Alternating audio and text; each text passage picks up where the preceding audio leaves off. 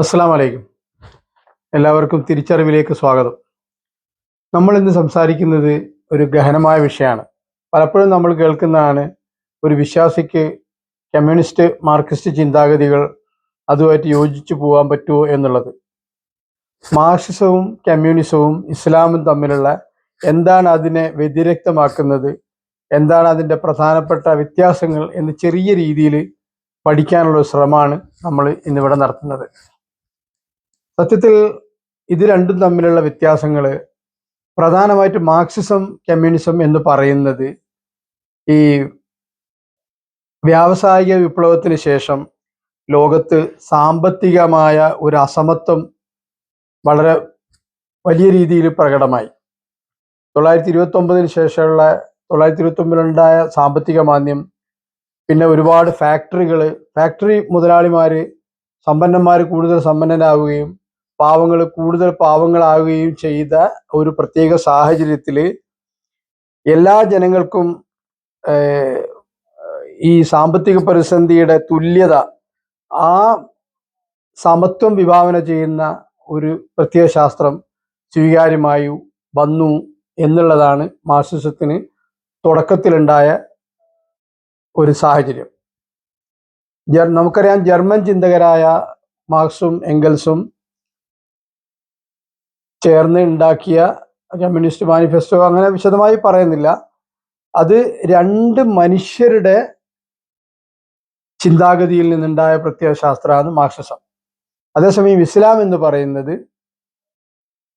ഈ അണ്ടകടാഹം ലോകം ഉണ്ടായ കാലം മുതൽ അതാത് കാലഘട്ടത്തിലേക്ക് പ്രവാചകന്മാർ മുഖേന ദൈവദത്തമായ നിയമനിർദ്ദേശങ്ങൾ, ജീവിതം എങ്ങനെ ക്രമപ്പെടുത്തണം എന്നുള്ളതിനെ അടിസ്ഥാനപ്പെടുത്തിയാണ് ഇസ്ലാം ജീവിത വ്യവസ്ഥ നിലനിൽക്കുന്നത്.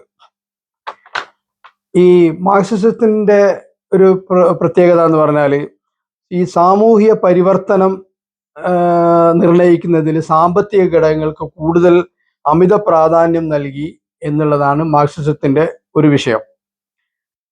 അതായത് സാമ്പത്തിക വിഷയങ്ങൾ മാത്രമാണ് മാർക്സിസം, അതായത് ഉള്ളവനും ഇല്ലാത്തവനും എന്നുള്ള ഒരു രീതിയാണ്.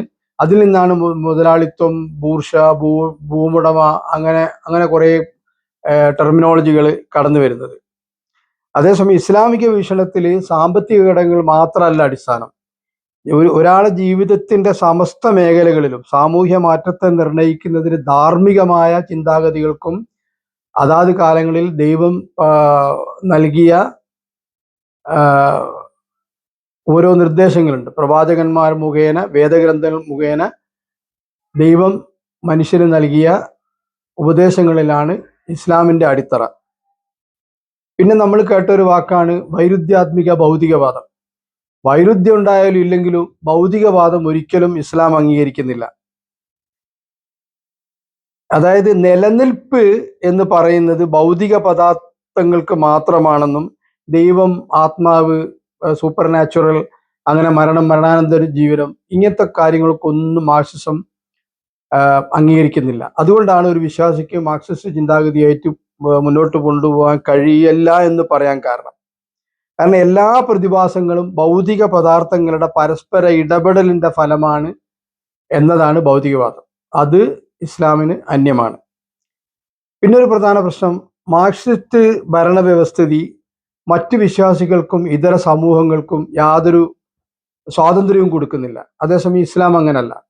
നമുക്കറിയാം, മുഹമ്മദ് നബി സല്ലല്ലാഹു അലൈഹി വസല്ലം മദീനയിലെ ഭരണാധികാരിയായ കാലത്ത് പോലും മറ്റു ഇസങ്ങളും ചിന്താധാരകളും മറ്റു വിശ്വാസത്തിൽ മറ്റു മതങ്ങൾക്ക് പ്രവർത്തിക്കാനുള്ള സ്വാതന്ത്ര്യം മദീനയിലുണ്ടായിരുന്നു.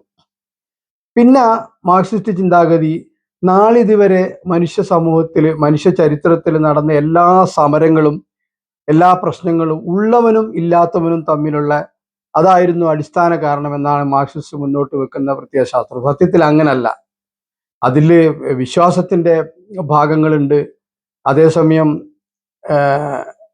സത്യവും അസത്യവും തമ്മിൽ ഉള്ള പ്രശ്നങ്ങളുണ്ട്. നീതിയും അനീതിയും തമ്മിലുള്ള പ്രശ്നങ്ങളുണ്ട്. ഇതൊക്കെയാണ് മനുഷ്യകുലത്തിൽ ഉണ്ടായ പ്രശ്നങ്ങൾക്കൊക്കെ കാരണം. സാമ്പത്തികമായ ഉള്ളവനും ഇല്ലാത്തവനും എന്നുള്ളത് മാത്രമല്ല ആ ഘടകം.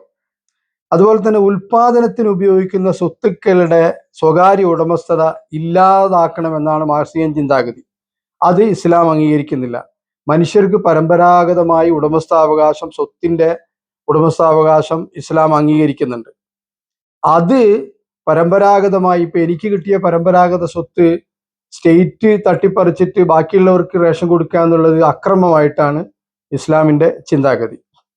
അതുപോലെ തന്നെ രക്തരൂഷിതമായ വിപ്ലവങ്ങൾ ഉണ്ടാക്കി തൊഴിലാളികൾ അധികാരം പിടിച്ചെടുക്കണം, തൊഴിലാളി സർവാധിപത്യത്തിൽ കൂടി സോഷ്യലിസവും ശേഷം കമ്മ്യൂണിസവും നിലവിൽ വരണം എന്നൊക്കെയാണ് മാർക്സിസം പറയുന്നത്.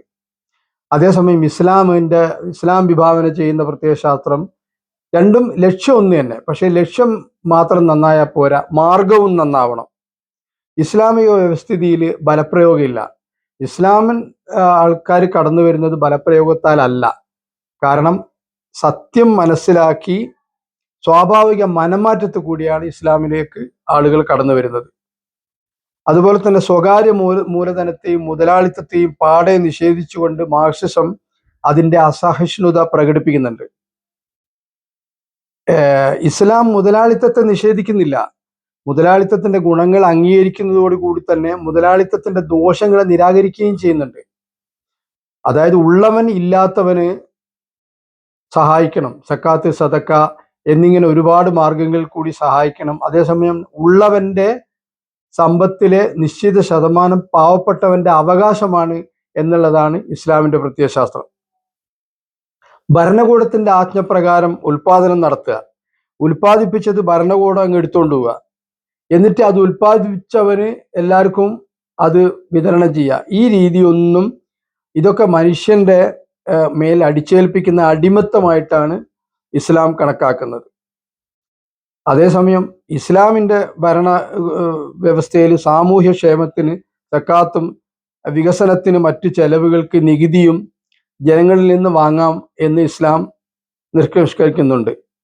ഇസ്ലാമിൽ ഭരണകൂടം ജനത്തിനുമേൽ അടിമത്തം കെട്ടിയേൽപ്പിക്കുന്നില്ല. ഇതൊക്കെയാണ് പ്രധാനമായ ചില വിഷയങ്ങൾ. വളരെ ഗഹനമായ വിഷയമാണ്. അത് വളരെ ചുരുങ്ങിയ സമയത്തിനുള്ളിൽ ഇത്രയേ ഇത് പറയാൻ പറ്റുള്ളൂ.